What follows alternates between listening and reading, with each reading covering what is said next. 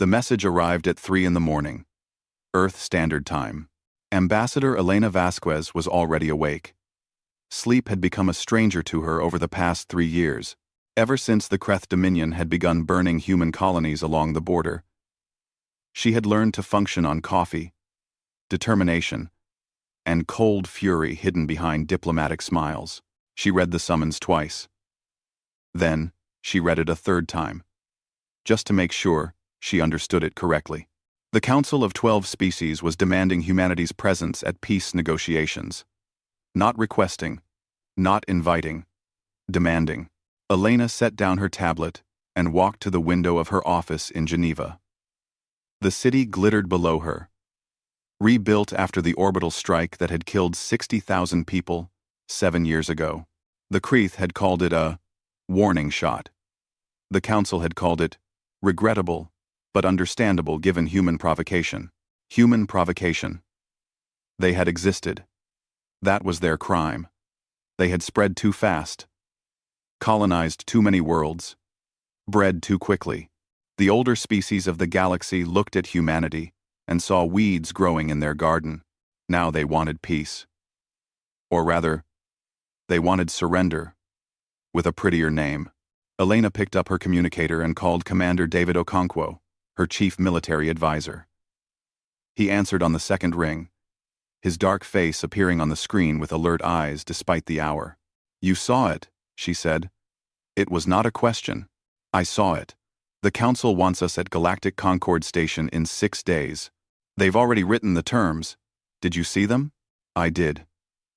His voice was flat. "They want us to give up 4 colony worlds, pay reparations in titanium and rare earth elements for the next 50 years, and accept mentorship status under the Villani hegemony." Mentorship, Elena repeated. The word tasted like ash. "They want to put a leash on us. They want to make sure we never become a threat to their comfortable little hierarchy." Elena thought about the 60,000 dead in Geneva. She thought about the colony of New Brisbane, where the Kreth had tested a biological weapon that killed every human over the age of 12. She thought about 3 years of desperate fighting, of young men and women dying in the black void between stars, of messages she had sent to grieving families. "We go," she said. "We listen to what they have to say. And then, we show them what humanity really is." Okonkwo smiled. It was not a pleasant smile. "Operation Prometheus? Tell the Admiral we're on schedule. 6 days is perfect." She ended the call and looked out at the city again. Somewhere out there, hidden in asteroid belts and dark moons and the empty spaces between stars, humanity had been building. For 3 years, while they fought and bled and died, they had also been preparing. The Council thought humans were desperate. They thought humans were weak. They were about to learn how wrong they were. The Galactic Concord Station hung in neutral space like a great silver wheel, rotating slowly against the backdrop of distant stars. It was ancient beyond human understanding, built by species that had gone extinct before Earth's dinosaurs had evolved. Now it served as the meeting place for the galaxy's great powers. Elena's ship docked at Port 17, a slot reserved for minor species and petitioners. The insult was intentional. She noted it and said nothing. Her delegation was small. Herself, Commander Okonkwo, 2 junior diplomats, and 4 security officers. They wore formal dress uniforms, black with silver trim, and walked with their heads high through corridors that hummed with quiet alien conversation. The other species watched them pass. The Villani, tall and graceful, with skin like polished copper, looked down their long noses with expressions of mild distaste. The Torani, short and stocky beings covered in gray fur, whispered among themselves. The Meshi, whose bodies were mostly water contained in transparent membranes, rippled with colors that Elena had learned to read as curiosity mixed with pity. No one spoke to them. No one offered greeting or welcome. Humanity was here to accept its punishment, and everyone knew it. The council chamber was a vast circular room at the station's core. 12 platforms rose from the floor like the petals of a flower, each one occupied by the representative of a council species. At the center, on a raised dais, sat High Arbiter Sylveth. Elena had studied images of the Arbiter, but seeing him in person was different. He was insectoid, his body covered in a hard shell of iridescent blue-black. His head was dominated by compound eyes that reflected the light in thousands of tiny facets. 4 arms folded across his chest, and his mandibles clicked softly as he watched the human delegation enter. He was 800 years old. He had arbitrated disputes between species when humanity was still fighting with swords and riding horses. To him, humans were barely more than clever animals who had somehow stumbled into space. "Ambassador Vasquez," he said. His voice was surprisingly smooth, translated through the universal system into clear English. "You have answered the Council's summons." "This is noted, High Arbiter," Elena replied with a slight bow. "Humanity is honored by the Council's attention." The words were formal and empty. Everyone in the room knew it. "Be seated," Sylveth said, gesturing to a small platform at the edge of the chamber, lower than all the others. "We have much to discuss." Elena sat. Her delegation arranged themselves behind her. She kept her face calm and her hands still, though, inside her heart, was beating fast. General Vrax of the Kreth Dominion leaned forward on his platform. He was massive, nearly 3 meters tall, his scaled body covered in ceremonial armor that did nothing to hide the muscles beneath. His eyes were yellow and slitted, and when he opened his mouth, rows of sharp teeth gleamed. "The human," he growled. "I smell fear." "You smell coffee," Elena replied evenly. "I haven't slept in 2 days. But I assure you, General, fear is not what keeps me awake." A few of the council members made sounds that might have been laughter. Vrax's eyes narrowed, but he said nothing more. High Arbiter Sylveth raised one arm for silence. "We are not here for verbal sparring. We are here to end a conflict that has destabilized an entire sector of the galaxy. The Council has prepared terms for peace. Ambassador Vasquez, you will listen." A holographic display appeared in the center of the chamber, showing a star map of the contested region. Elena recognized every system. She had memorized them all, along with the names of every human who had died defending them. "The terms are as follows," Sylveth continued. "First, the United Earth Confederacy will cede the colony worlds of New Brisbane, Hawking's Landing, Meridian, and Prosperity to the Kreth Dominion, as compensation for the conflict." Elena felt Okonkwo stiffen behind her. New Brisbane, where the Kreth had tested their bioweapon. They wanted humanity to give them the graveyard they had created.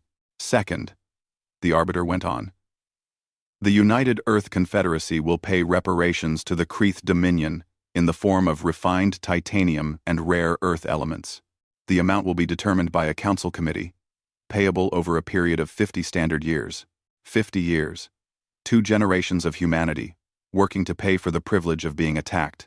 Third, the United Earth Confederacy will accept mentorship status under the Vellani hegemony. All human military vessels will be limited in number and capability, according to guidelines established by the Vellani. Human expansion will be subject to Vellani approval. Human technology development will be monitored and regulated. A leash. A cage. An end to everything humanity had fought for since first reaching the stars. These terms, Sylveth concluded, are the result of extensive negotiation. The Kreth Dominion originally demanded the complete dissolution of the United Earth Confederacy and the resettlement of all humans to a single system. The Council has moderated these demands significantly. You should be grateful. Grateful. The word echoed in Elena's mind. She looked around the chamber at the faces of the Council representatives. The Vellani were nodding in approval. The Torani seemed uncomfortable, but said nothing. The Meshi rippled with colors she couldn't read, and the Kreth. General Vrax was watching her with naked hunger. He wanted her to argue. He wanted an excuse. "High Arbiter," Elena said, keeping her voice steady. May I ask a question? You may. Who wrote these terms? Sylveth's mandibles clicked with what might have been amusement. The Council. Of course. In consultation with both parties.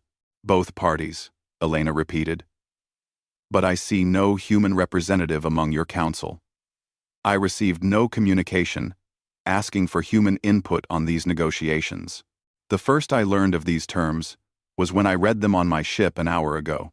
Young species rarely understand what is best for them, Sylveth replied. The Council has many centuries of experience in resolving conflicts. We know what is fair. Fair. Elena stood. It was a breach of protocol. Several council members murmured in surprise. You call these terms fair. Sit down, Ambassador. New Brisbane. Elena said, ignoring him. 15 million humans lived there. The Kreth released a biological agent that killed everyone over the age of 12. 11 million people died in 3 days.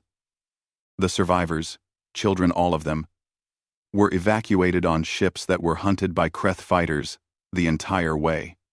We lost another 2 million in the evacuation. That is regrettable, Sylveth said.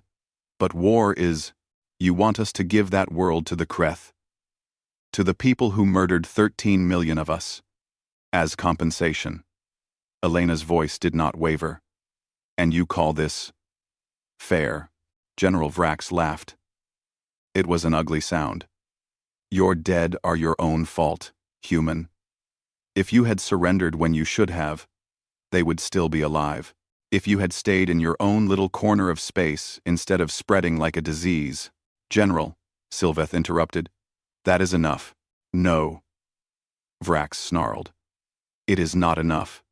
It will never be enough. These creatures breed like vermin. They expand like a plague. In another century, they will outnumber all of us combined. The Council should have let me finish them when I had the chance. Elena looked at him. For a long moment, she said nothing. Then she turned back to Sylveth. Is this the Council's view? She asked quietly. That humanity is a plague to be contained? The Arbiter hesitated. It was a small hesitation, barely noticeable, but Elena saw it.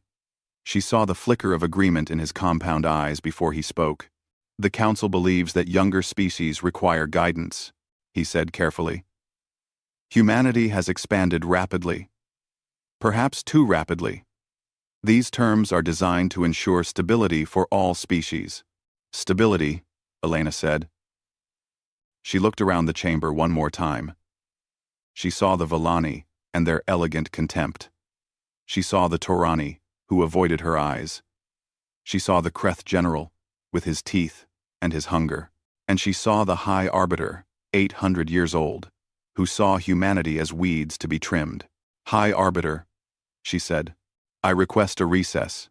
I need time to consult with my government. Sylveth's mandibles clicked. How much time? 3 hours. Granted. The Council will reconvene at the appropriate time. Use your hours wisely, Ambassador. The Council does not appreciate delays. Elena bowed. She turned and walked toward the exit, her delegation following behind her. She could feel every eye in the chamber on her back. Just before she reached the door, General Vrax called out, Run back to your masters, little human. Beg them to save you. It will make no difference. You have lost. You simply haven't accepted it yet. Elena paused. She turned her head slightly, just enough to see the Kreth general from the corner of her eye. General, she said softly, in 3 hours, you will learn something important about humanity. And what is that? She smiled. It was the first genuine expression she had allowed herself since entering the chamber. We are very, very patient. She walked out, and the door closed behind her. In the private chambers assigned to the human delegation, Elena finally let out the breath she had been holding. Her hands were shaking. She clenched them into fists until the shaking stopped. That went well, Okonkwo said dryly. It went exactly as expected. Elena moved to the secure communication terminal. They see us as children at best, and vermin at worst. They've already decided our fate. These negotiations are theater. So what do we do? Elena activated the terminal. A few moments later, a face appeared on the screen. Admiral Chen Wei, commander of the United Earth Navy, looked out at her with eyes that held no warmth. "Ambassador," he said, "I've been waiting for your call. They want 4 colonies, 50 years of reparations, and Villani control over our military and expansion," Elena reported. The Arbiter called it mercy. Mercy. The Admiral's voice was flat. "I see. Is Prometheus ready? It has been ready for 6 months. We've just been waiting for the right moment." Elena closed her eyes. When she opened them again, they were hard. "The right moment is now. Execute the operation." "Understood." The Admiral paused. "Ambassador, once we do this, there's no going back. I know. The galaxy will never look at humanity the same way again." "That," Elena said, "is exactly the point." She ended the call and turned to face her delegation. They were watching her with expressions that mixed fear with something else. Something that looked like hope. "Get some rest if you can," she told them. "In 3 hours, we're going to change history." She moved to the window and looked out at the stars. Somewhere out there, hidden in the darkness, human ships were moving. Thousands of them. Ships that the Council didn't know existed. Ships that would soon appear in places they were never supposed to be. The galaxy thought humanity was a young species, weak and desperate and easy to control. They were about to learn the truth. Humanity had been preparing for this moment for a very long time, and they were done being patient. The 3 hours passed slowly. Elena did not sleep. She sat in the small chamber assigned to the human delegation and reviewed data on a tablet, scrolling through reports and numbers that she had memorized long ago. Behind her, Commander Okonkwo paced back and forth like a caged animal. "Stop," she said finally. "You're making me nervous. I can't help it." He ran a hand over his shaved head. "In less than an hour, either we change everything, or we start a war we can't win. We're already in a war we can't win. At least, that's what they think." Elena set down her tablet. "David, tell me about your grandfather."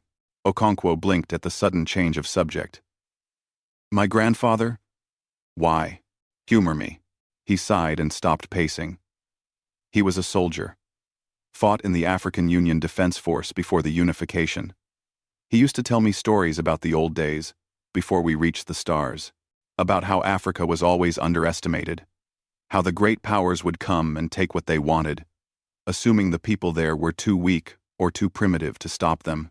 "And what did your grandfather say about that?" A smile crossed Okonkwo's face. "He said that the wise man lets his enemy think he is a fool. He said that patience is a weapon sharper than any blade. Your grandfather was a smart man." "He was." He also said something else. Okonkwo's smile faded. "He said that when the time comes to show your true strength, you must show all of it. Holding back is just another form of weakness." Elena nodded slowly. "That's what we're about to do. No more holding back. No more pretending to be less than we are." A soft chime sounded. A message appeared on the communication terminal. Elena read it and felt her heart skip. "Prometheus is complete," she said quietly. "Admiral Chen reports that all 12 battle groups have successfully transitioned." Okonkwo let out a breath. So it worked. The fold space interdiction bypass actually worked. It worked. Elena stood and straightened her uniform. The Kreth homeworld currently has 47,000 human warships in orbit. They appeared 6 minutes ago.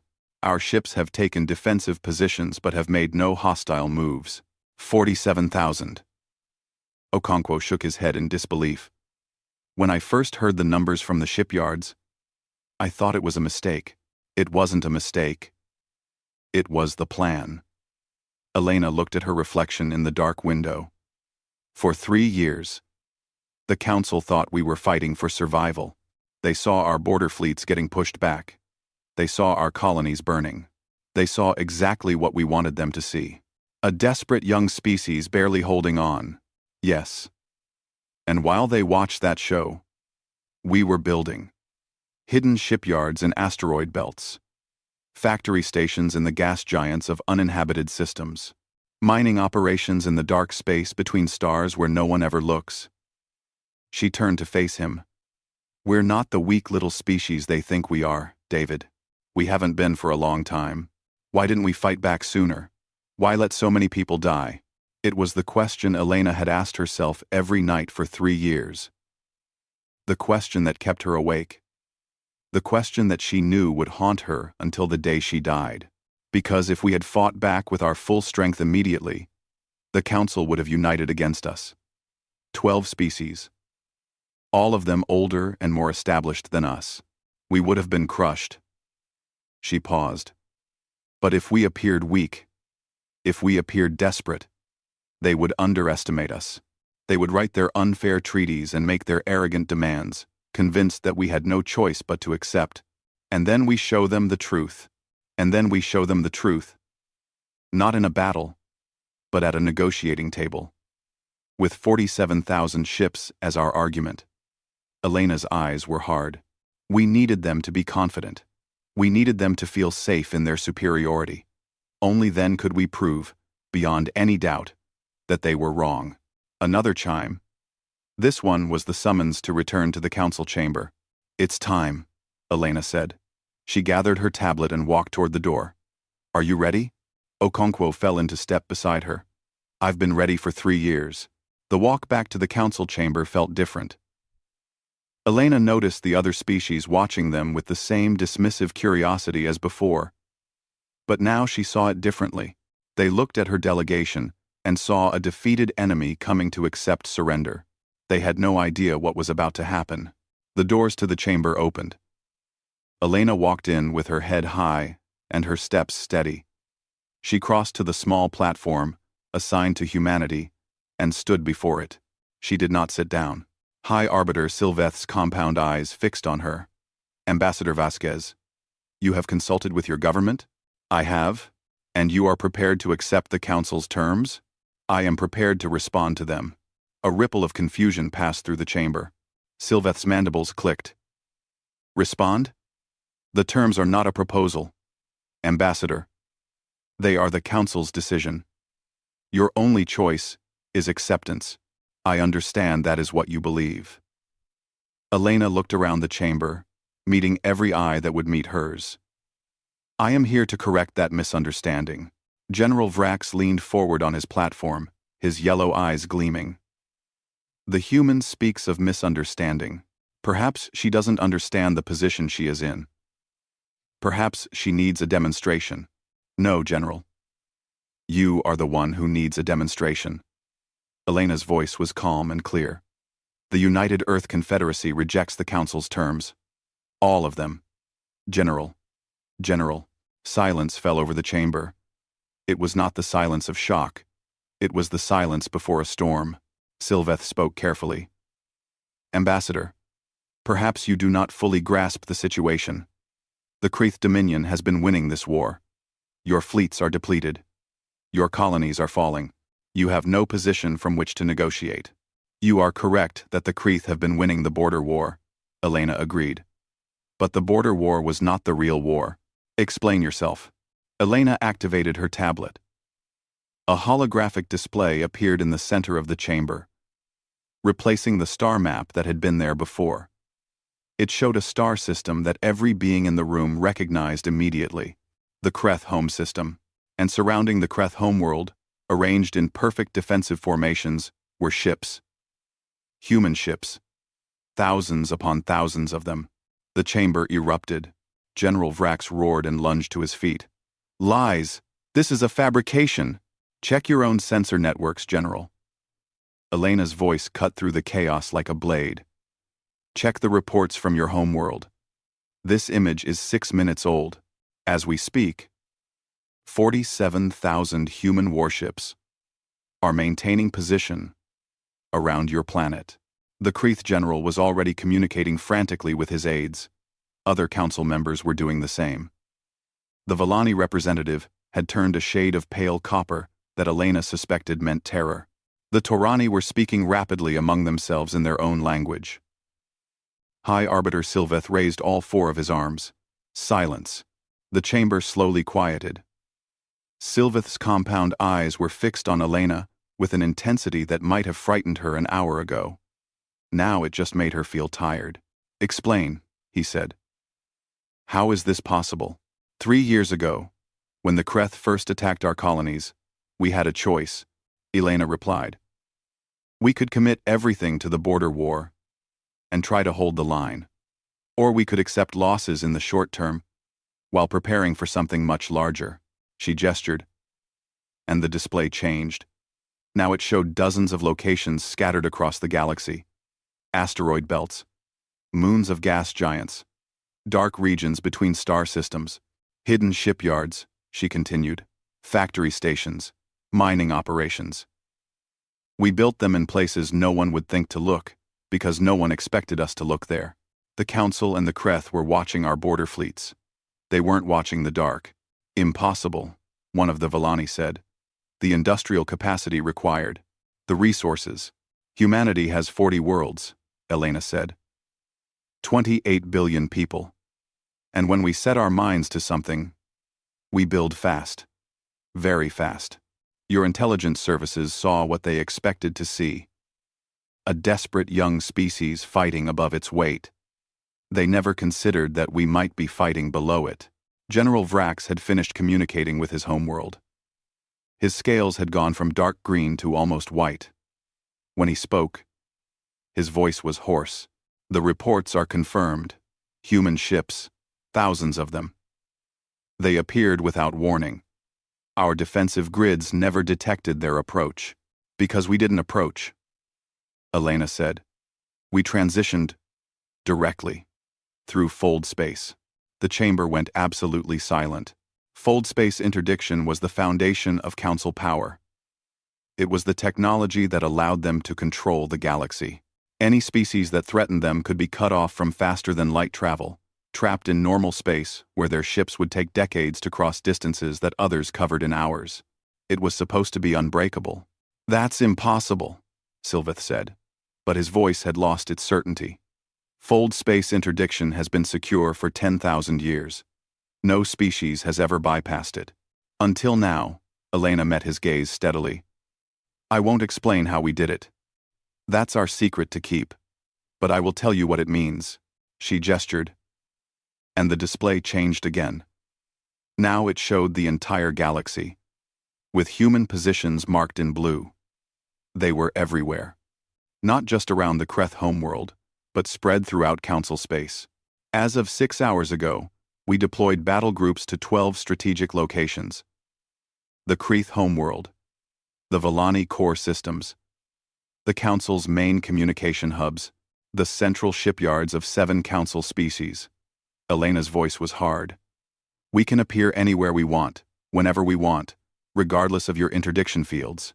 The technology that has kept you in power for 10,000 years no longer works against us." General Vrax made a sound that was half roar, half scream. He leaped from his platform and charged toward Elena, his claws extended, his teeth bared. Council guards moved to intercept him. 4 of them, heavily armed, managed to stop his charge barely 2 meters from where Elena stood. She did not move. She did not flinch. She simply watched as the Kreth general struggled against those holding him. "Let me go," Vrax snarled. "Let me kill her. 1 human life for the insult to my people." "1 human life?" Elena shook her head. "General, look at me. Do I look like someone afraid to die?" He stopped, struggling. His yellow eyes fixed on her face, searching for something. Fear.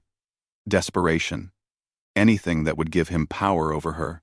He found nothing but calm determination. "We're not here to threaten genocide," Elena continued. "We're not like you. Our ships have strict orders not to fire unless fired upon. They will hold their positions and wait. No Kreth civilians will be harmed. No infrastructure will be destroyed. We don't want to rule your world. We just want you to understand something very important." "What?" The word came out as a hiss, The war ends on equal terms, or it doesn't end at all. Elena stepped closer to him, close enough to see her reflection in his slitted eyes. For 3 years, you've burned our colonies and killed our people. You've called us vermin and plague and disease. You've talked about our extinction like it was a matter of time. She paused, letting the words sink in. We could do the same to you right now. 47,000 ships with weapons pointed at your world. We could give the order and watch everything you love turn to ash. Vrax's scales had gone completely white. But we won't, Elena said. Because we're not monsters. We're not you. She stepped back and addressed the whole chamber. Here are our terms. Immediate and total ceasefire. Return of all occupied human territories, including New Brisbane. A formal seat for humanity on this council, not as a junior member, not under anyone's mentorship, but as a full and equal partner. High Arbiter Sylveth found his voice. Those terms are unprecedented. So is our position. The Council does not negotiate under duress. Neither does humanity. Yet here we both are. The Arbiter looked around the chamber at his fellow council members. Elena saw fear in their eyes. Fear and something else. Calculation. They were trying to figure out how to respond to a situation they had never imagined possible. We must discuss this, Sylveth said finally. The Council needs time to consider. You have had 3 years to consider, Elena interrupted. You have had 3 years to treat humanity fairly. Instead, you wrote terms that would have made us slaves. You called it mercy. She shook her head. The time for consideration is over. Accept our terms or reject them. But understand that if you reject them, we will withdraw from these talks, and our ships will remain exactly where they are. For how long? For as long as it takes. The chamber buzzed with quiet conversation. Council members leaned toward each other, speaking in low voices. Elena waited. Finally, Sylveth turned back to her. The matter of equal standing on the council is complex. There are procedures, traditions. The council has existed for millennia.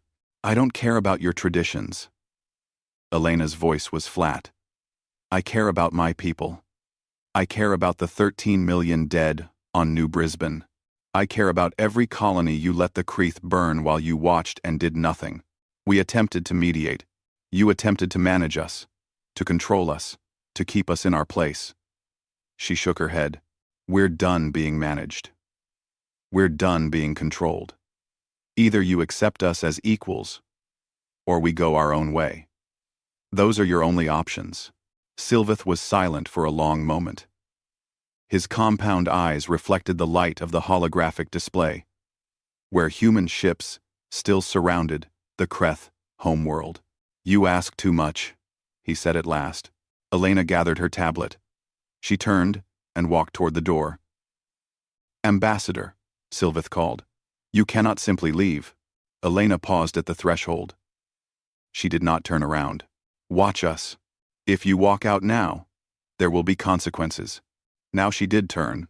She looked back at the council chamber, at the Arbiter on his raised platform, at General Vrax, still held by guards, at the representatives of 12 species who had ruled the galaxy for longer than humanity had existed. High Arbiter, she said quietly. For 3 years, you believed that humanity was desperate. You believed we had no options. You believed you could dictate terms to us, and we would have no choice but to accept.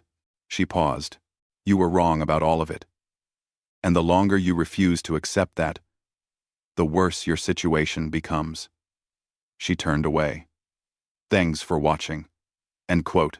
When you're ready to treat us as what we are, not what you wish we were, you know how to reach us. She walked out.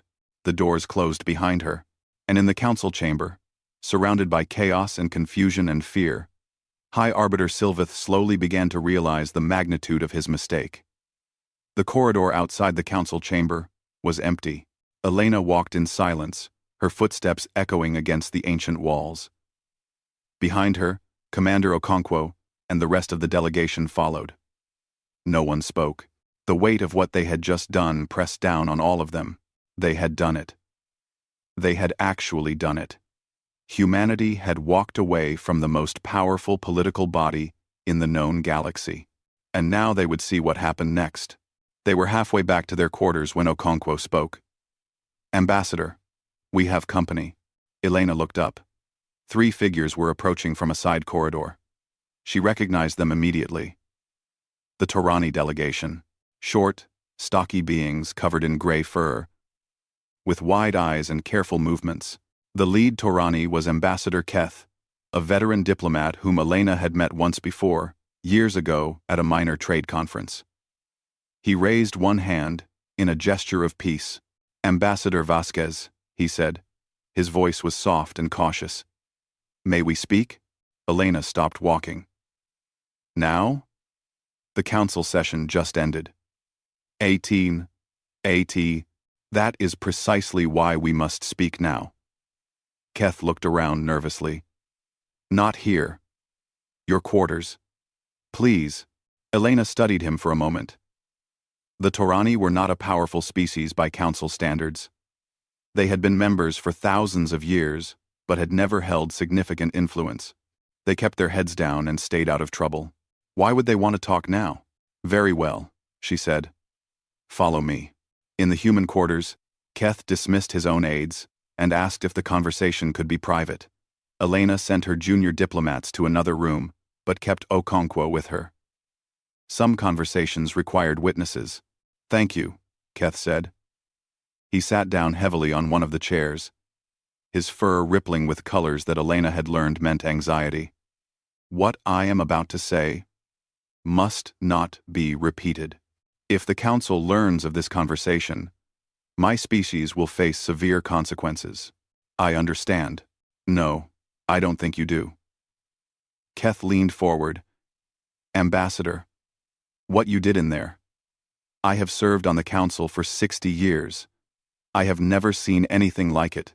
The arbiter was speechless. General Vrax had to be sedated. Half the representatives were calling for an immediate military response. And the other half? The other half were asking themselves a very important question. Keth's eyes met hers. If humanity could build 47,000 ships without anyone noticing, what else could they build? What else have they already built? Elena said nothing. She let the silence speak for her. "The Torani have been members of the council for 4,000 years. Keth continued. "In all that time, we have followed their rules. We have accepted their guidance. We have been the good, quiet, obedient species that never causes problems." His voice grew bitter. "And do you know what we have received in return? Nothing. We are treated as children, just as humanity is treated. Our suggestions are ignored. Our concerns are dismissed. We exist only to fill a seat and vote the way we are told. I didn't know that. No one does. That is the point. The council presents itself as a partnership of equals. But it is not. It has never been. The real power belongs to the Villani, the Kreeth, the Silvar, and a few others. The rest of us are window dressing." Keth shook his head. "We have accepted this because we had no choice. What could we do? Challenge the council and face interdiction? Watch our ships stranded in normal space while the powerful species do whatever they want? But now you have changed everything." Keth's eyes gleamed with something that looked almost like hope. "You have shown that the council's ultimate weapon is no longer absolute. Ambassador, do you understand what that means?" "We, Kruska." "Ambassador, to me." Elena did understand. She had understood from the moment they developed the bypass technology. But she wanted to hear him say it. "Tell me," she said. "It means that for the first time in 10,000 years, the balance of power can shift. It means that species like the Torani might have options we never had before." Keth paused. "It means that humanity might not be alone." Okonkwo shifted behind Elena. She held up a hand to keep him silent. "Ambassador Keth," she said carefully, "are you suggesting what I think you're suggesting? I am suggesting nothing officially. Keth stood up. I am simply telling you that when my delegation returns to our homeworld, I will be making a report to our government. That report will include my personal recommendation that the Torani Collective begin exploring closer ties with the United Earth Confederacy. The Council won't like that. The Council can do what they like. But if your interdiction bypass works as you claim, they cannot stop our ships from traveling. They cannot isolate us as they could before. Keth moved toward the door. The galaxy is changing. Ambassador, you have started something today. I don't know where it will end, but I know it cannot be undone. He paused at the door and looked back. The Torani will be watching. We will not be the only ones. Then he was gone. Elena and Okonkwo sat in silence for a long moment. Well, Okonkwo said finally. That was unexpected. No. Elena shook her head. That was exactly what we hoped for. She stood and walked to the window. The stars glittered in the darkness, cold and distant and beautiful. The Council's power has always depended on two things, she said. Fear and control. Fear of what they could do to anyone who opposed them. Control through fold space interdiction that could trap any enemy in normal space forever. And we just broke both. Yes. Fear doesn't work when the enemy has 47,000 ships pointed at your homeworld. Control doesn't work when that enemy can go wherever they want, regardless of your technology. She turned to face him. The Council is about to discover something that human empires learned centuries ago. What's that? Power built on fear is fragile. The moment the fear goes away, so does the power. Elena's smile was thin, but real. The Torani won't be the last to reach out. The Meshi have been chafing under Council restrictions for decades. The Orath Principality has territorial disputes with the Villani that the Council has refused to address.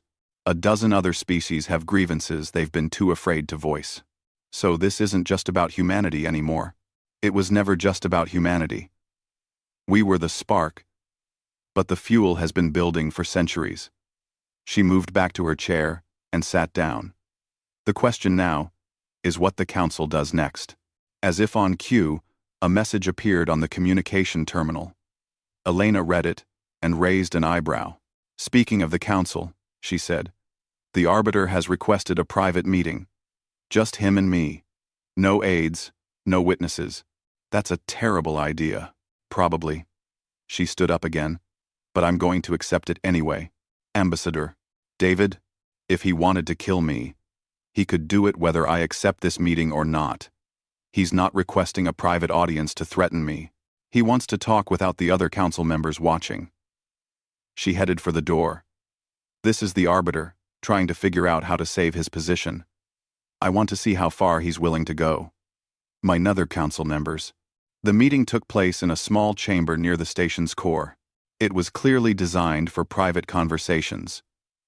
No windows. No recording devices. And walls that probably blocked every kind of surveillance known to galactic science. High Arbiter Sylveth was waiting when Elena arrived. Without the formal setting of the Council chamber, he looked different. Older. Somehow. More tired. Ambassador Vasquez, he said. Thank you for coming. High Arbiter. She sat down across from him. I admit I'm curious. What do you want to discuss that you couldn't discuss in front of the Council? Sylveth was silent for a moment. His compound eyes reflected the soft light of the chamber. Thousands of tiny facets watching her. In 800 years, he said finally, I have never been as wrong about anything as I was about humanity. Elena blinked. Whatever she had expected, it was not that. Go on. When your species first reached the stars, I dismissed you as primitives. When you colonized your first worlds, I saw you as crude expansionists. When you fought the Kreth, I saw a desperate young species fighting above its weight, delaying the inevitable. He shook his head slowly. I saw what I expected to see, what I wanted to see. I never stopped to consider that I might be wrong. The Council has treated every young species the same way. Yes. And for 10,000 years, it has worked. Species that challenged us were broken. Species that accepted our guidance were absorbed into our system. The pattern was so consistent that I came to believe it was natural law. Sylveth's mandibles clicked softly. Today, I learned that it was not natural law. It was simply the absence of anyone strong enough to prove us wrong. And now I must decide what to do. He stood and walked to the wall, running one clawed hand along its surface. General Vrax is demanding immediate military action. The Villani are panicking. The Silvar are already calculating how to profit from the chaos. Half the council wants to destroy humanity before you become too powerful. The other half is wondering if they should switch sides. Number. And what do you want? Sylveth turned to face her. I want to survive. I want the council to survive. I want the galaxy to not collapse into the kind of war that would kill billions. Then accept our terms. It's not that simple. Yes, it is. Elena leaned forward. High Arbiter, let me tell you a story. 300 years ago, on Earth, there was a nation called Britain. It was the most powerful nation on the planet. It had colonies on every continent. It controlled trade routes and resources that other nations could only dream of. Its navy ruled the oceans. End quote. I am familiar with human history. Then you know what happened next. Britain's colonies grew restless. They wanted independence, self-determination, the right to control their own futures. Britain could have held on by force for a while longer, but the cost would have been enormous. What did they do? The smart ones recognized reality and let go peacefully. The former colonies became partners instead of subjects. Britain remained influential and prosperous for centuries after its empire ended. Elena paused. The ones who held on too tightly? They lost everything. Their colonies, their wealth, their power, their reputation. They became cautionary tales. Sylveth was silent. You can fight us. Elena continued. You can mobilize the Council's military and try to destroy humanity. Maybe you'll succeed, but you'll lose millions of lives in the process. Other species will see what you're willing to do to maintain control, and they'll start wondering if they're next. The alliance you've built over 10,000 years will crack and crumble. Or you can accept that the galaxy is changing. You can bring humanity into the Council as equals. You can show the other species that there's room for new voices at the table. She spread her hands. It's not the end of the Council. It's evolution. The Council becomes something better, something more inclusive, something that can survive the next 10,000 years instead of collapsing under its own weight. You make it sound simple. I never said it was simple. I said it was the only choice that doesn't end in disaster. Sylveth studied her for a long moment. You planned this. All of it. You didn't just build those ships. You thought through every step, every response, every possible outcome. We had 3 years. No. He shook his head. This kind of planning takes longer than 3 years. You were thinking about this before the war even started, weren't you? Before the Kreeth attacked. Elena met his gaze steadily. Humanity has been underestimated by stronger powers since we first climbed down from the trees. We've learned that the best way to survive is to prepare for trouble before trouble arrives. And if the trouble never arrives, then we have preparations we don't need. That's better than needing preparations we don't have. Sylveth let out a sound that might have been a sigh. I cannot convince the Council to accept your terms. Not all of them. Not immediately. What can you convince them to do? A temporary ceasefire while negotiations continue. The Kreeth will hate it, but they fear your ships more than they hate delay.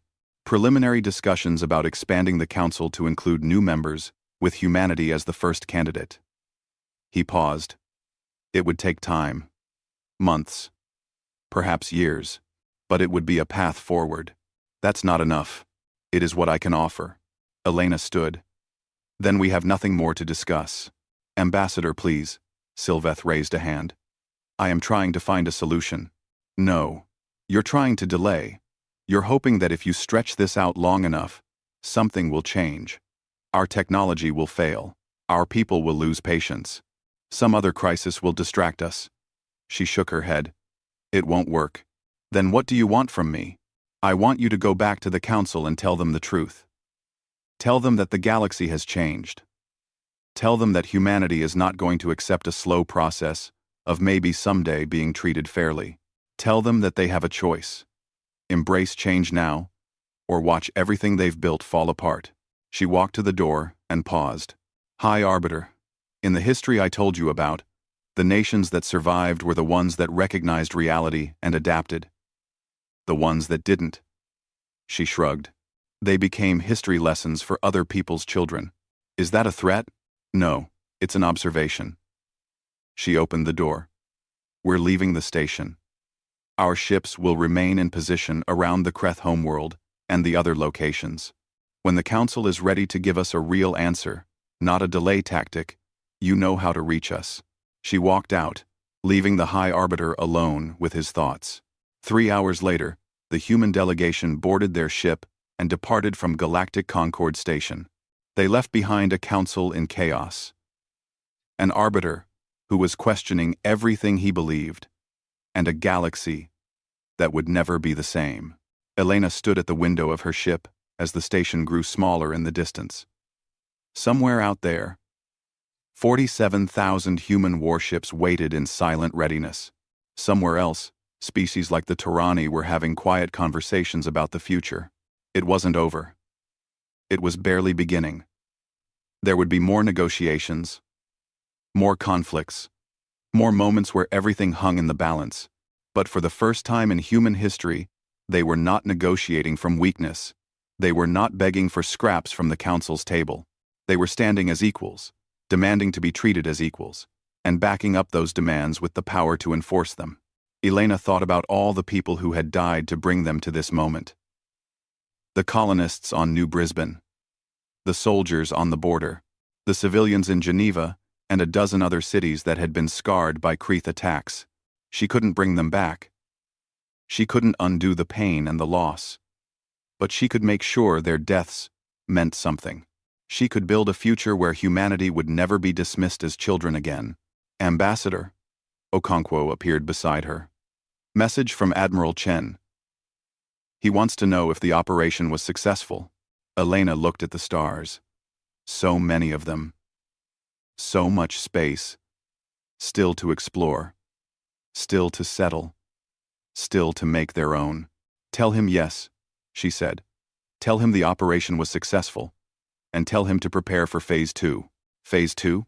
She turned to face him. The Council will come around eventually. They don't have a choice.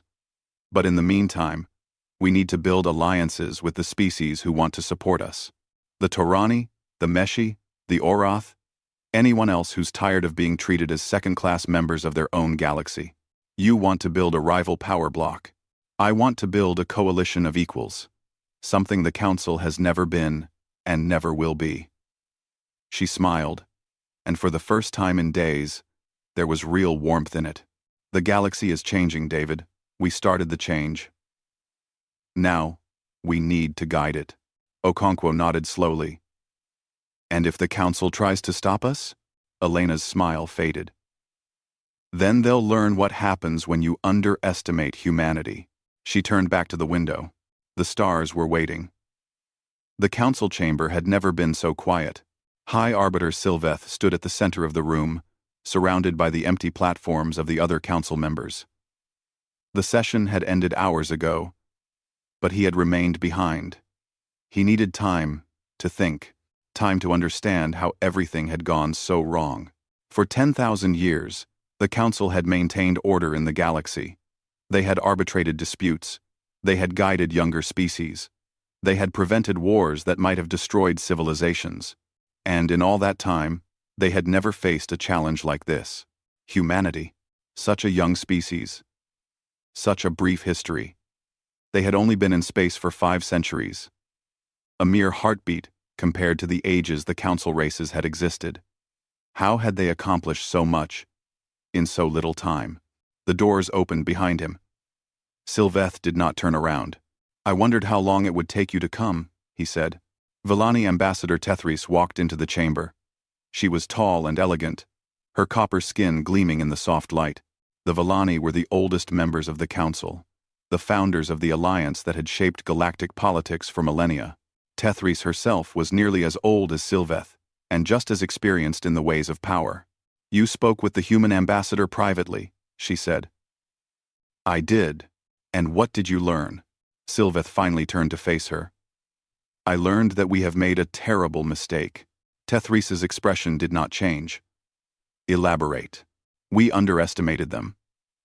Not just their military capability, but their intelligence, their planning, their patience." He walked slowly across the chamber. "For 3 years, we watched them fight the Kreth along the border. We saw them losing ground, losing colonies, losing ships. We congratulated ourselves on having contained another aggressive young species. And all along, they were building. Not just ships, but a strategy. They knew this moment would come. They knew we would summon them here and dictate terms. They knew exactly how we would behave, because they had studied us." Sylveth's mandibles clicked. "Ambassador Vasquez told me that humanity has been underestimated by stronger powers since they first evolved. She said they've learned to prepare for trouble before trouble arrives. Pretty words. True words." He stopped walking and faced her directly. "Tethris, I have been the High Arbiter for 600 years. In all that time, I have never seen a species plan so far ahead, execute so precisely, or maintain such discipline under pressure." The human ambassador stood in this chamber with the fate of her entire species at stake, and she did not flinch. She did not beg. She made demands and walked out when we refused them, because she knew she held the stronger position. Yes, but she only held that position because they had spent years preparing for it. Years of sacrifice. Years of letting their people die on the border while they built their secret fleet. Sylveth shook his head. "That takes a kind of cold calculation that I did not believe young species were capable of." Tethris was quiet for a long moment. When she spoke, her voice was careful. "The other council members are frightened. General Vrax is demanding that we mobilize everything we have and destroy the humans before they become too powerful. The Sylvar are suggesting we negotiate a separate peace and abandon the Kreth to their fate. The Meshi have withdrawn from all discussions and won't respond to messages. And the Villani? The Villani are doing what we always do. We are calculating. Calculating what? Whether it is better to fight humanity now, while we still have numerical superiority, or to accommodate them and hope they become a stabilizing force rather than a destabilizing one." She paused. "The mathematics are not encouraging either way." Sylveth moved to one of the viewing screens that lined the chamber. He activated it, and the image of the Kreth homeworld appeared. The human ships were still there. Thousands of them, floating in perfect formation around the planet. They had not moved. They had not threatened. They were simply present, a reminder of what humanity could do if provoked. "What are our military options?" he asked. "Limited." Tethris joined him at the screen. "Our combined fleets outnumber the humans approximately 3-1, but their ships are concentrated while ours are scattered across hundreds of systems. To assemble a force capable of challenging them, we would need months. And during those months, they could strike anywhere. Our shipyards, our communication hubs, our homeworlds." She gestured at the screen. "They've already demonstrated that they can bypass our interdiction technology. We cannot trap them. We cannot predict where they will appear. Every strategic assumption we have made for the past 10,000 years is now obsolete. So a military solution is not viable. A military solution is suicide." Tethris's voice was flat. "If we attack them, they will not wait for us to assemble our forces. They will strike first, and they will strike hard. By the time we recover, the war will be over, and we will have lost. Then we must negotiate. Must we?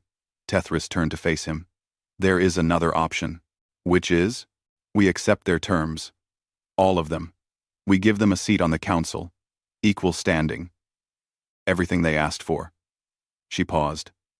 And then we work to undermine them from within, co-opt their allies, infiltrate their society, find weaknesses we can exploit. It will take decades, perhaps centuries, but eventually, we will have opportunities they cannot foresee. Sylveth considered this. It was a very Villani solution. Appear to capitulate while planning long-term revenge. It had worked before, against other species who had briefly threatened council dominance. No, he said finally. No? Think about what they just did. He gestured at the screen again. They let themselves appear weak for 3 years. They let their people die. They endured attacks and losses and humiliation, all so that they could be in a position of strength at this exact moment. His voice hardened. If they were willing to sacrifice that much for a single diplomatic victory, what do you think they'll sacrifice to protect that victory? Tethris frowned. You think they'll be watching for treachery? I think they invented treachery. I think they've been practicing it on each other for their entire history. Every trick we know, they know better.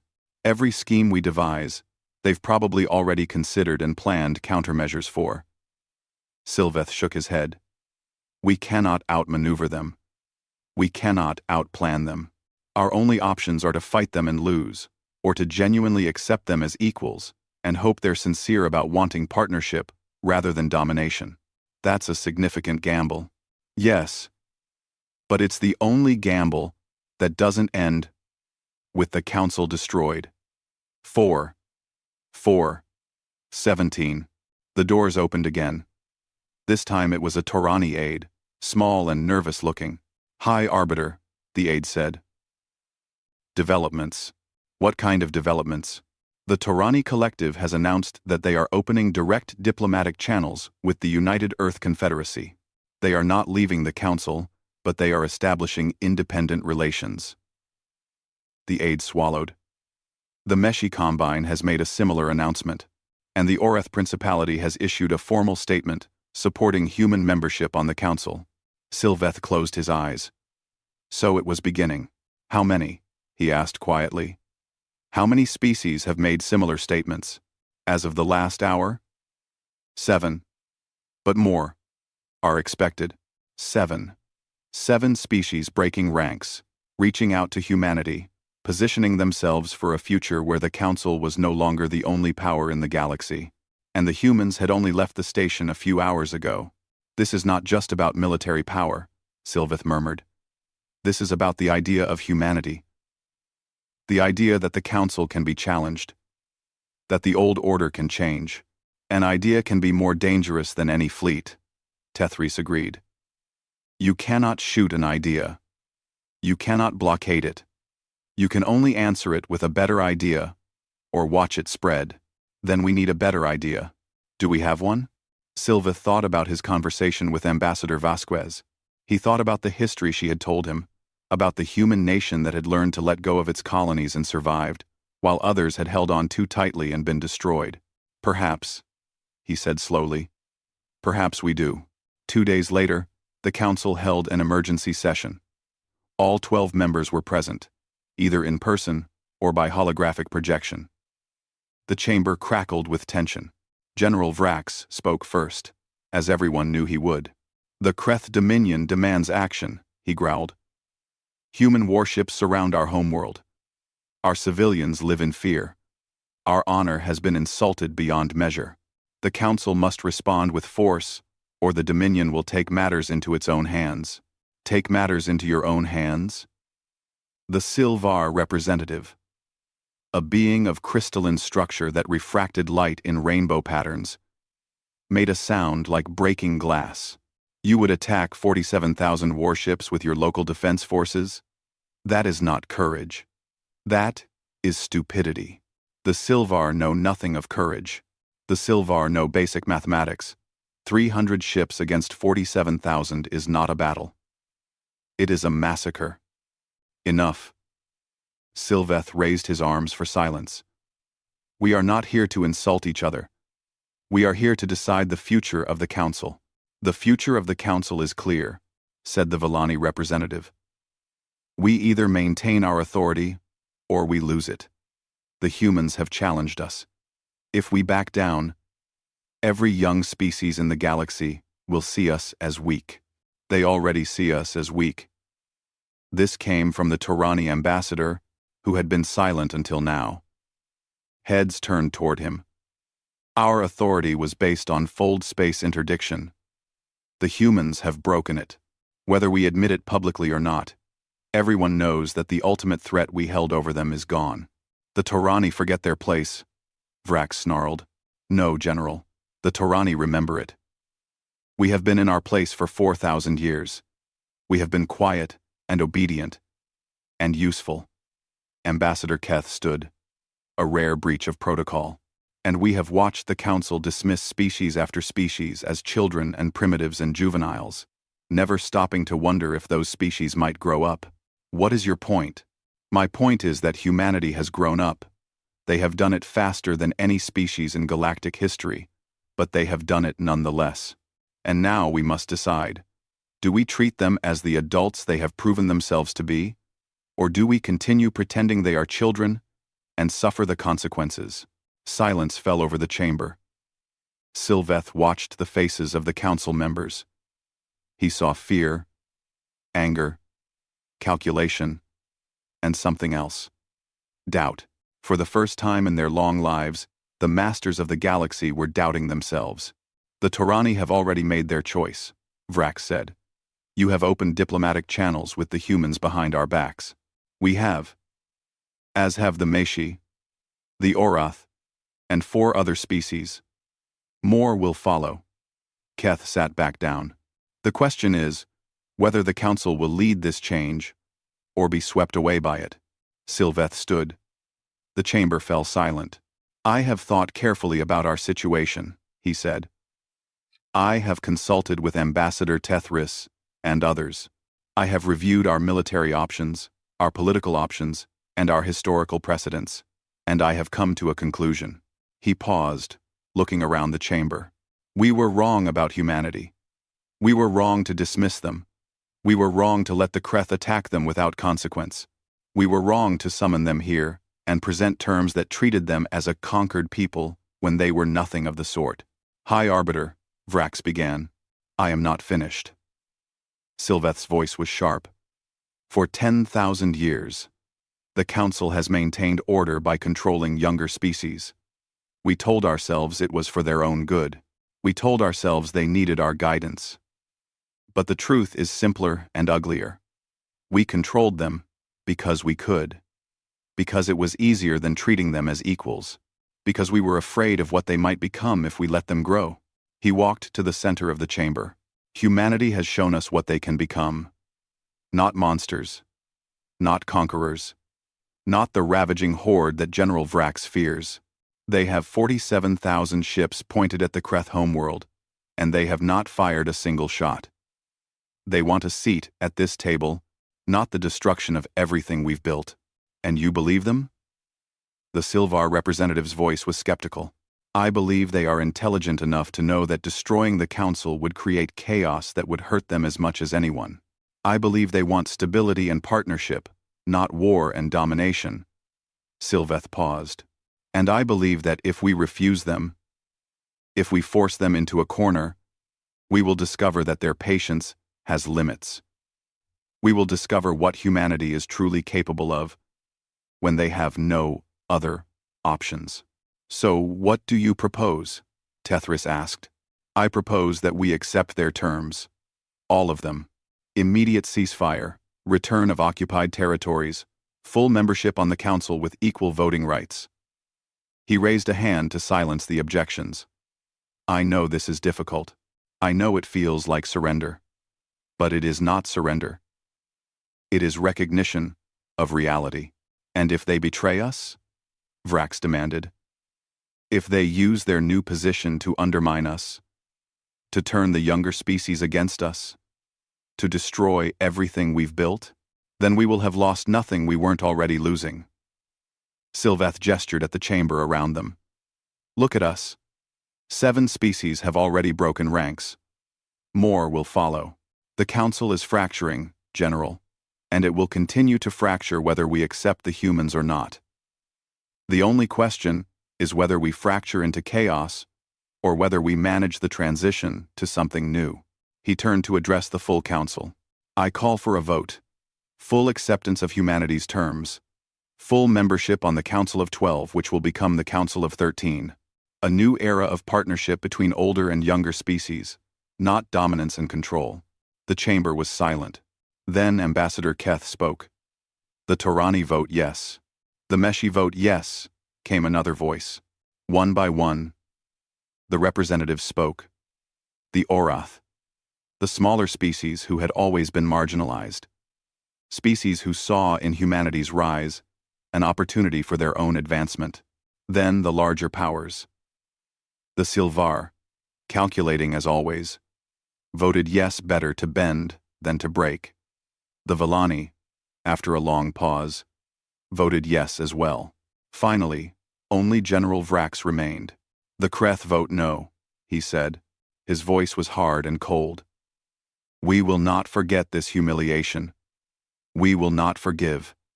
And when the time comes, we will remind humanity why the galaxy learned to fear us. The vote is recorded, Sylveth said. 11-1 in favor. The motion passes. The Council will communicate our acceptance of humanity's terms immediately. He looked at the image of the human ships still floating around the Kreeth homeworld. And may whatever gods watch over us hope that we have made the right choice. The message reached Earth 6 hours later. Ambassador Vasquez read it twice. Then she called Admiral Chen. They accepted, she said. There was a long silence on the line. Everything? The Admiral repeated. Full ceasefire. All territories returned. Full Council membership. Elena leaned back in her chair. We won. We won. The Admiral's voice was strange, as if he couldn't quite believe it. After everything. We won. Not quite everything. General Vrax voted no. The Kreeth are not happy. The Kreeth can be unhappy all they want. They're not in a position to do anything about it. Not now. But they have long memories, Admiral. We should remember that. We will. There was a pause. Ambassador, what you did, walking out of those talks, gambling everything on their fear of what we could do, that took courage I'm not sure I have. It wasn't courage. It was desperation wrapped in confidence. Elena smiled tiredly. But they didn't need to know that. What happens now? Now we take our seat at the table. Now we start building alliances with the species who supported us. Now we become part of the galactic community, not as children to be guided, but as adults to be respected. And the Kreeth? The Kreeth will do what the Kreeth do. They'll glare and growl and wait for an opportunity. She paused. But they won't find one. Not if we're smart. Not if we stay strong. She ended the call and looked out at the stars. They had won. But Elena knew that winning a battle was not the same as winning a war. The Council had accepted them, but acceptance could be withdrawn. The younger species supported them, but support could fade. The Kreth hated them, and hatred could fester into something terrible. They had changed the galaxy today. Now they had to make sure the change was permanent, and that would take time. Years, decades, perhaps centuries. But humanity had proven something today. They had proven that they were patient. They had proven that they could plan and wait and sacrifice for the long term. They would do it again if they had to, because that was what humanity did. They survived. 3 weeks had passed since the Council's vote. 3 weeks of chaos and change, of frantic diplomacy and quiet preparation, of a galaxy slowly coming to terms with the fact that everything it knew had shifted. The human ships had withdrawn from the Kreeth homeworld. They had done so slowly, methodically, making sure every sensor in the system recorded their departure. There was no rush, No urgency. They left because they chose to leave. Not because anyone had forced them. The message was clear. We came when we wanted, and we leave when we want. The Kreeth had not recovered from the humiliation. General Vrax had returned to his homeworld in disgrace, his position on the council reduced to empty formality. The Dominion's military was in disarray, its leadership divided between those who wanted revenge and those who recognized that revenge was impossible. The other council species were adapting in their own ways. The Villani had quietly increased their diplomatic staff on Earth, their ambassadors studying humanity with the same careful attention they had once reserved for threats. The Torani had signed a trade agreement that would bring human technology to their worlds in exchange for rare minerals. The Meshi had requested cultural exchanges, their translucent bodies rippling with curiosity about these strange beings who had shattered the old order. And the Council itself had agreed to send a delegation to Earth, not a summons, not a demand, a request. Ambassador Elena Vasquez stood in the entrance hall of the Geneva diplomatic complex, watching workers put the final touches on the preparations. The building had been chosen deliberately. It was the same complex that had been damaged in the Kreeth orbital strike 7 years ago. The walls had been rebuilt, but some of the scars remained visible. Cracks in the stonework, patches where the original material had been replaced. Subtle reminders of what had happened here. She wanted the Council to see those scars. She wanted them to remember. The delegation's ship has entered Earth orbit. Commander Okonkwo appeared at her side. They'll be landing in 30 minutes. Who's leading it? High Arbiter Sylveth himself. He's brought representatives from 6 other Council species. No Kreeth. Efter. No Kreeth. Of course no Kreeth. Vrax would rather eat glass than set foot on Earth. Elena straightened her uniform. Is everything ready? Ready as it's going to be. She nodded and walked to the window. The city of Geneva spread out below her, gleaming in the afternoon sunlight. 60,000 people had died here in the attack. The city had rebuilt itself, just as it had rebuilt itself after countless wars throughout human history. That was what humans did. They endured. They rebuilt. They moved forward. She thought about her grandmother, who had survived the attack. The old woman had been 93 years old when the Kreeth weapons had fallen from the sky. She had refused to evacuate, saying she was too old to run. By some miracle, her apartment building had been just outside the blast radius. She had lived another 4 years after that, long enough to see her granddaughter become the ambassador who would change galactic history. Elena wished she could see this day. She wished a lot of people could see it. The Council shuttle landed precisely on time, touching down on the platform outside the complex with a grace that spoke of technology far beyond anything humanity had developed on its own. The hatch opened, and the delegation emerged into the Earth sunlight. High Arbiter Sylveth led the way. His blue-black carapace gleamed in the light, and his compound eyes reflected the buildings around him. Behind him came representatives of the Villani, the Torani, the Meshi, the Silvar, the Orath, and the Keleth species that had supported humanity's admission to the Council. Elena waited at the entrance as they approached. Protocol demanded that she meet them halfway, but she had decided to break protocol. This was Earth. They had come to her. Sylveth stopped in front of her. For a moment, they simply looked at each other. Ambassador Vasquez, he said. His voice was formal, but Elena thought she detected something else beneath the formality. Weariness, perhaps, or acceptance. High Arbiter. She gave a small bow, the minimum required by diplomatic custom. Welcome to Earth. Thank you for receiving us. She led them into the complex, through halls that had been designed to impress visitors from other worlds. Human art lined the walls, paintings and sculptures, from every culture, every era, every continent. The message was clear. This species has depth. This species has history. This species is not what you thought.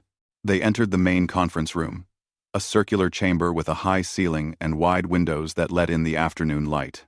Seats had been arranged around a central table, with humanity's chair equal in size and position to all the others.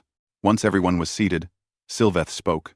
"The Council of 13, he began, has reconsidered its position."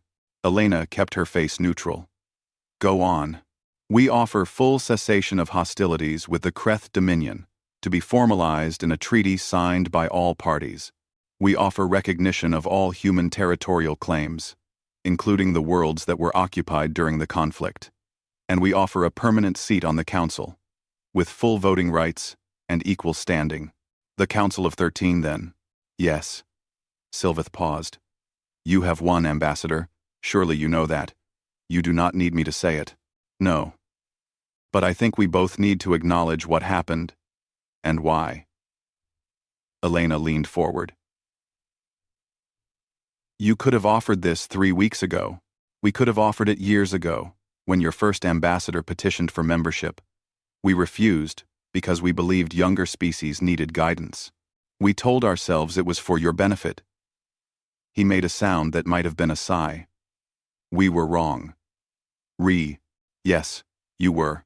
I have been the High Arbiter for 600 years. In all that time, I have never admitted error. I have never apologized.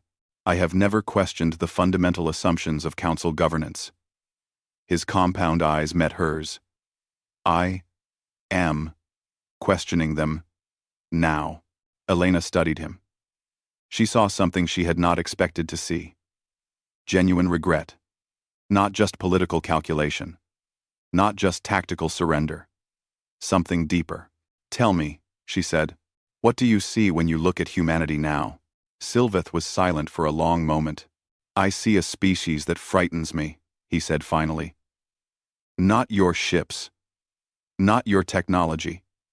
Your patience. Your willingness to endure. You let us believe we had power over you. You let us think you were desperate and weak.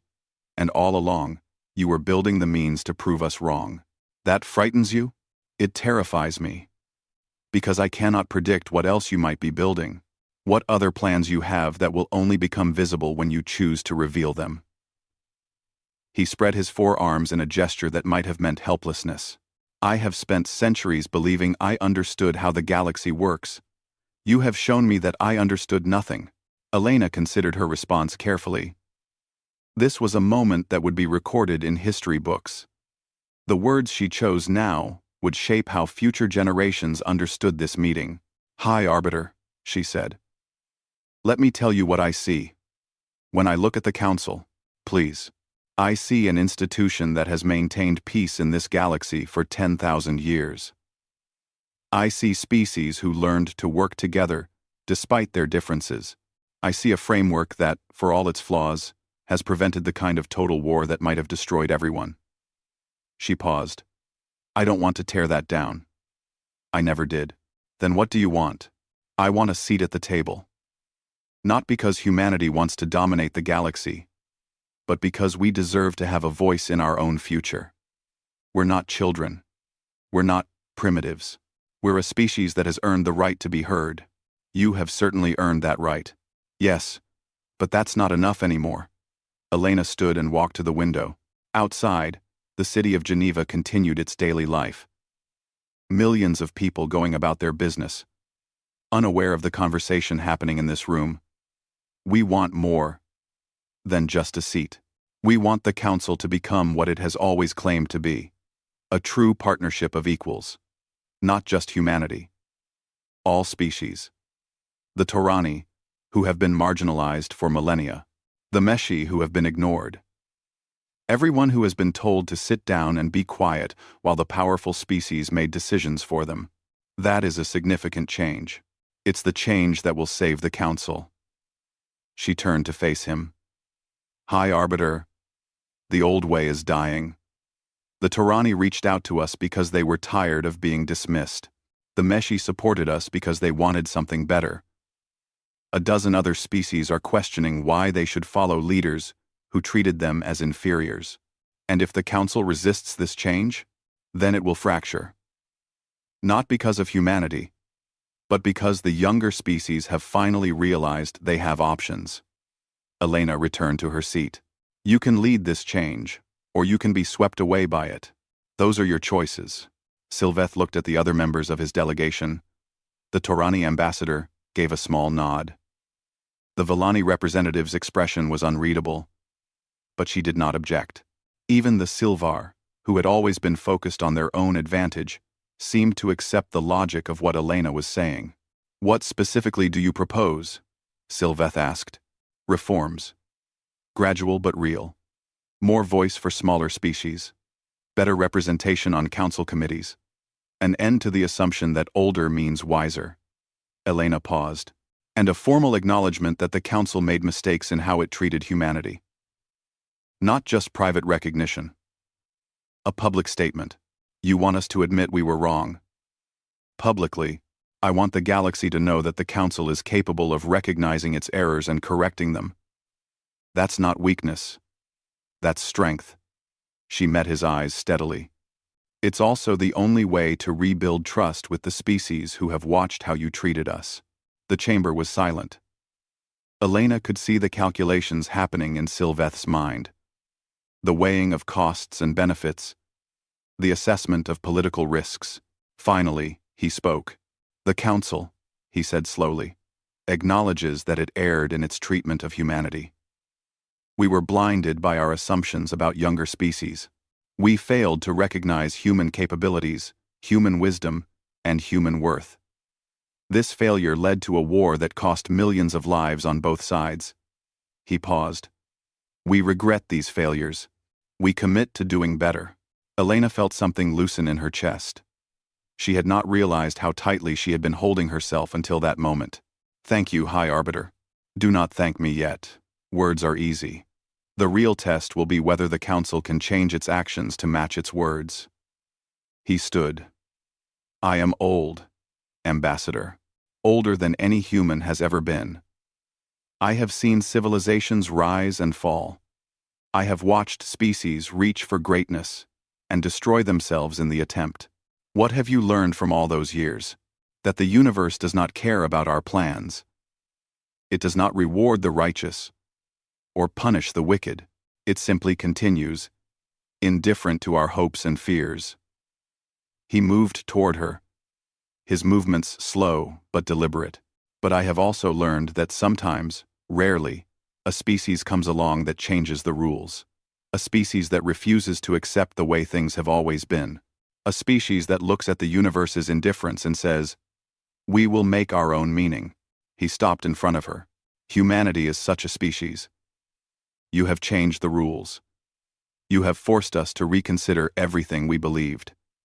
And now, for better or worse, we must learn to share the galaxy with you. Elena extended her hand. Then let's learn together. Sylveth looked at her hand. He understood the gesture, humanity's symbol of trust and agreement. Slowly, carefully, he took it. You have a phrase, he said. New beginnings. We do. Then let this be a new beginning. For humanity, for the Council, for the galaxy. Elena smiled. It was the first genuine smile she had allowed herself since this all began. I'd like that. The treaty was signed that afternoon. It was not a perfect document. There were compromises, ambiguities, and carefully worded phrases that would need to be interpreted later. The Creeth had refused to participate, their ambassador sending a terse message that the Dominion did not recognize the legitimacy of the agreement. There would be problems in the future. There were always problems. But for now, for this moment, it was enough. Elena stood on the steps of the Geneva diplomatic complex as the council delegation departed. The sun was setting, painting the sky in shades of orange and gold. Around her, the city continued its eternal rhythm. People coming and going, unaware that history had just been made. Okonkwo appeared at her side. It's done, he said. It's starting, she corrected. What happens now? Elena thought about all the work that lay ahead, building relationships with their new allies, managing the resentment of the Creeth, navigating council politics, proving, day by day, that humanity deserved the place they had won. Now we show them who we really are, she said, Not just warriors, not just planners, partners, builders. A species that wants to make the galaxy better, not just for ourselves, but for everyone. That's a lot to live up to. It is.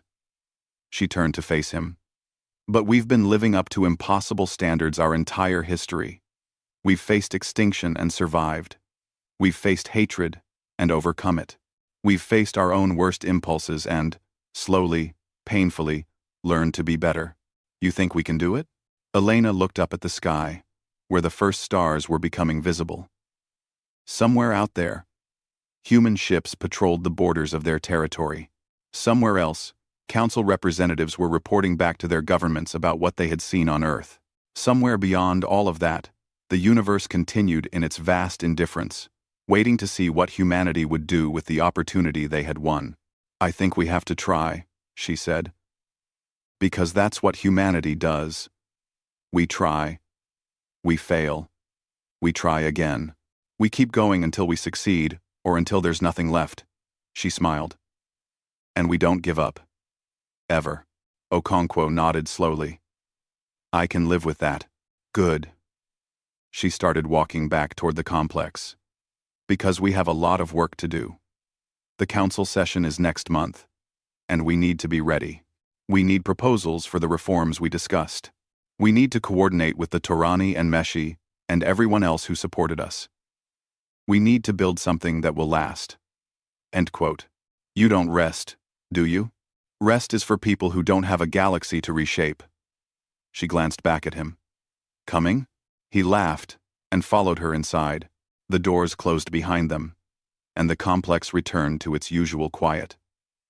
But outside, in the growing darkness, the stars continued to shine, billions of them, scattered across the infinite void, waiting for the species brave enough to reach for them. Humanity had reached, humanity had grasped, and now, humanity would build, because that was what they had always done.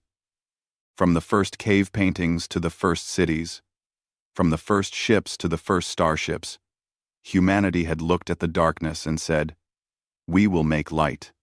They would say it again, and again, and again, until the darkness itself learned to fear them, until the stars themselves knew their name. This was not an ending. This was the beginning of everything.